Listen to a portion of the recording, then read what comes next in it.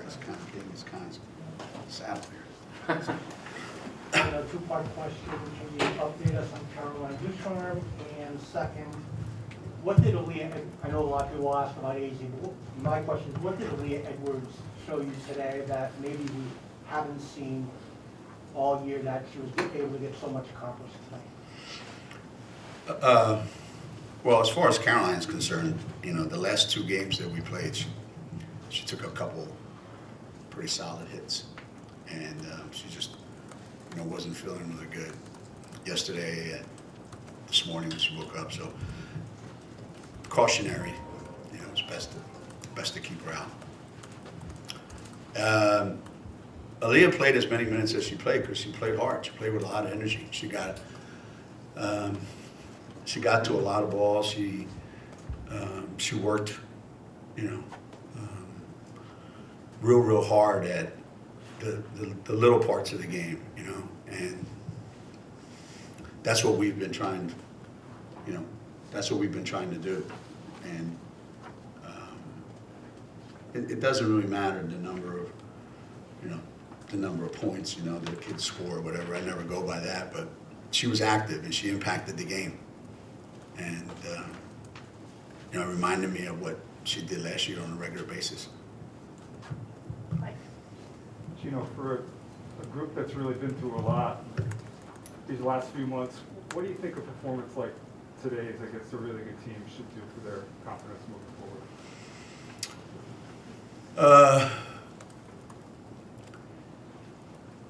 I think they've tried to stay pretty positive throughout all this. It's been obviously very challenging, and they've had to roll with it, in a lot of different ways. And there was a time, I think, when it was, are we going to ever see the other side of this, But with each person that came back, the feeling just got better and better. And today was probably the best, where everyone, and it's a shame we did it without Caroline. So if we can get accomplished what we got accomplished today, knowing that, Caroline and Paige weren't there to play, I think that's a lot of confidence going forward. I'm sure Tennessee's a good team, and they didn't play their best game by far. I think our defense had something to do with it, but we didn't exactly play our A+ game either. So I think there's a lot of growth, for their team and our team probably. So our team feels pretty good about going forward. Geno, AZ obviously hasn't had that much playing time this year yet. She looks so good today. Where is she, do you think, in getting to where she wants to be, and how much more growth do you think she has this year in her? Well, I don't know exactly how many games she's actually played in. 8? Well, and of those 8, I don't know how many she actually played in. She was in 8 games, but there were a lot of games that she really didn't play. She didn't feel comfortable playing, and she wasn't herself. Today, I think, was the first game where she took it upon herself to be present in the entire game. And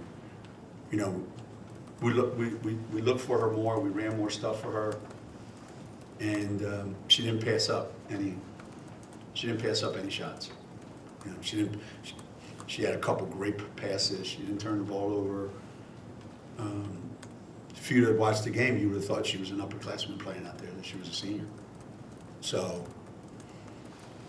8 games into her freshman career, that was pretty good, huh? I think, if that's the worst she ever looks, it's going to be pretty good. Geno, you've coached a lot of freshmen who've come in with a lot of expectations, hype, etc. AZ is the latest of that. What goes into that moment when they kind of, like she had today, where it's kind of that breakthrough where it's kind of like the day that she kind of splashed onto the scene.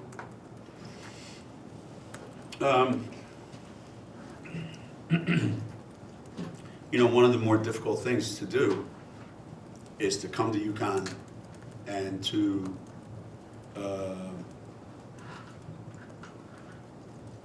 say to yourself, mostly, I want to see if I have what it takes to play here, where the expectations are incredibly high, the standards are really high, the names on the wall are iconic, and do I have what it takes to measure up to that?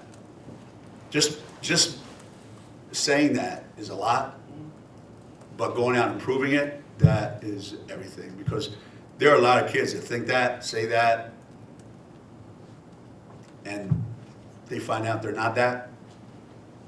But I think she always knew this is who I am. I just need to, figure some things out before I can, she doesn't have Caroline or Nika type personality, where they just go. They don't worry about consequences. She's more, I have to have everything go exactly right before I can trust myself. And we're trying to break her of that. And a game like today, AZ looked happy playing basketball today. Sometimes kids that come in with that kind of hype, it's almost like an obligation. Like, everyone expects me to do this, so I hope I don't let anybody down. Today she just looked like a happy kid playing a game she loves. Makes it look easy, doesn't she? I mean, it's like a machine, man. Alexa, 2 ones. One, can you specify with Caroline, is it a certain body part? Is it how she Yeah, holds the ball, or- that's a Stanford thing, by the way. Upper body injury. It could mean anything from your belt all the way up to your brain. I remember when they said that for the NCAA tournament so that they could keep their #1 seed. She has an upper body injury. Or actually it was a lower body injury, which that could mean anything, yeah. She has an upper body injury above her shoulders, and it's round. So Eyeball? she got smacked in the head 2 games in a row, and you do all the testing and everything. She doesn't have a concussion, but that's just because you don't have a concussion doesn't mean, So I watched her practice a little bit yesterday, and I said, she's giving me a concussion. She's making me woozy, and she knew she wasn't ready. She knew she's not ready. So a couple of days off will do her great. She looks better every single day. Different question. She was pissed, man. She wanted to play so bad. She was pissed. Oh. Your team's defense and rebounding efforts, especially in the first half, were very strong, especially since you pride yourself on your program's defense. What did you think on those? Yeah. The whole couple days of practice and the pregame was all about whoever wins the rebound battle is probably going to have the easiest time winning the game. And our defense was going to be pretty good, and we knew we were going to be pretty good defensively. But just because you're good defensively against a team like Tennessee, a lot of their offense starts when the ball hits the rim. If it doesn't go in, they make sure they get second and third shots. And I thought for the most part, we not only held our own, but I thought we, especially in that first half. Second half was probably more even, but everything that could happen to us good has to happen from those 2 things. We have to play defense, we have to rebound, and then that allows us to get the other stuff down the other end. And then you saw towards the end, when we didn't play good defense, when we didn't rebound, we're not a particularly astute team at times. Like it's just, I know you dribble by me, and I know coach is pissed, so What difference does it make if I smack you or not? So let me just smack you. It's kind of like how we play.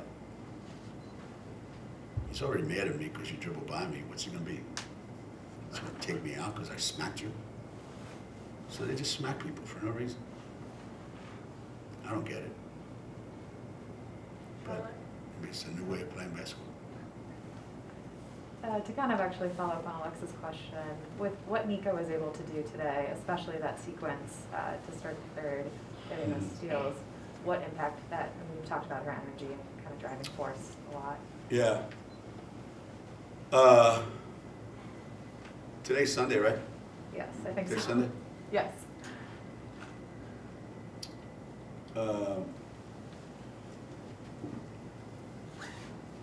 If you were trying to get yourself thrown off the team, you couldn't practice any worse than she did on Friday. And it's as bad as anybody I've ever seen practice at UConn for an hour and a half. Whatever. Never seen anything like it in my life. And she was really down and really dejected and really she felt it, you know? And when she gets like that, she is her own worst enemy, you know? Yesterday was a little bit better. But one thing about Nika, you know, she's a gamer. You know, she just is.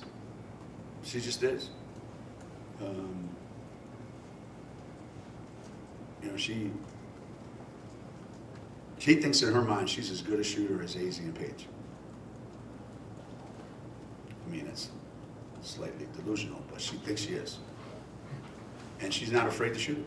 So when she shot those two, they were the perfect ones that I wanted to shoot. Wide open, nobody near you, feet set, boom. And then defensive play, that's her right there. So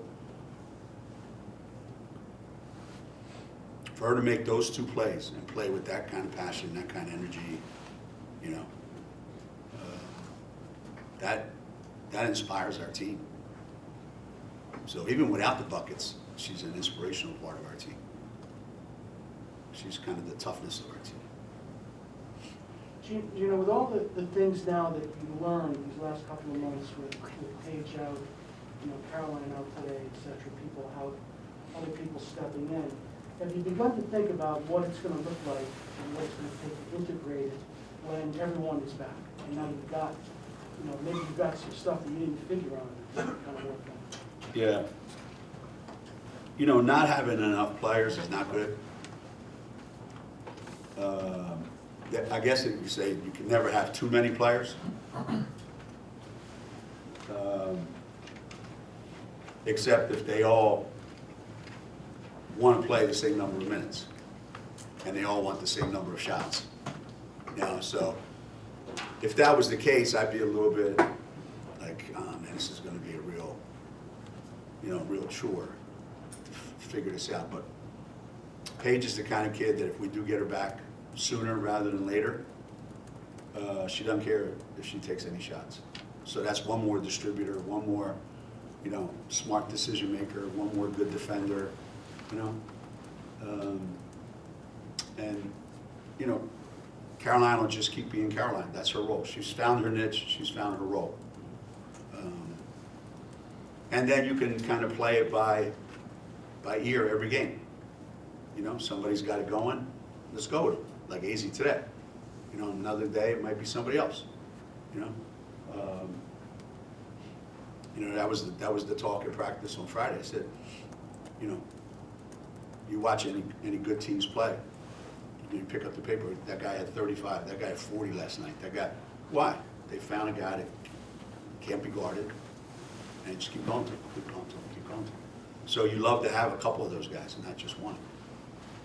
You know, and you know, when you think about it, we really didn't get a great game from Kristen at all. Liv, so two big pieces. Dorka, you know, so to win the way we did, with not all the pieces functioning like you would like, you know, we could be good in March. Could be a good team in March. We're gonna go to If we make the Roger. NCAA tournament, we're going to be a tough out. be a 7 seed in Spokane, Washington, right? Well, then you'd have to go on the road in the first two Yeah, rounds. that would be 7 seed in Spokane. We're gonna go to Roger and then Carl to finish up.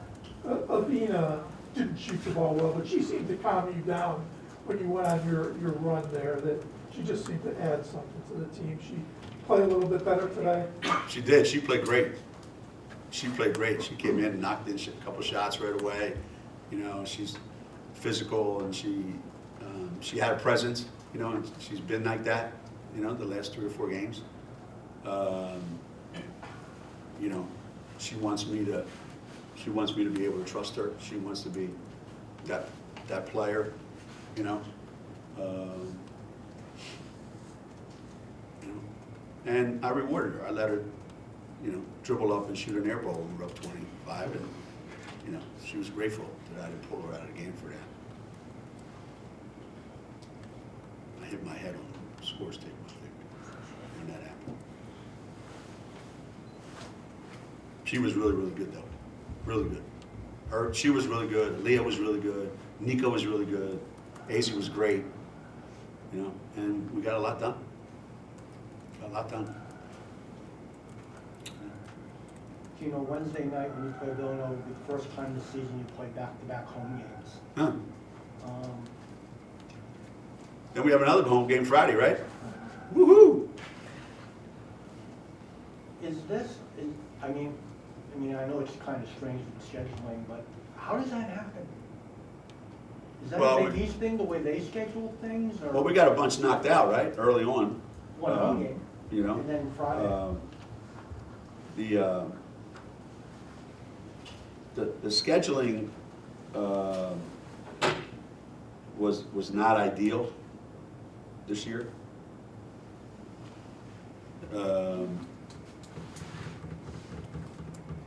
Especially the beginning of the season.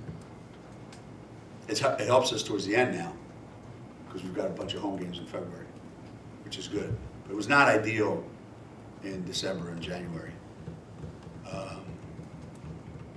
But the scheduling situation will get rectified next year. You'll see a completely different. It's just odd that that's the way it played out. I didn't know if that's how the Big East does their scheduling, or does that have to do with going to Atlantis and then Mohegan when you did? Yeah, we're like a traveling circus, you know. You never know where we're going to be next. You got to check the telephone poles. Make sure you see the welcome to the big top. All right, thanks everyone. Everybody good?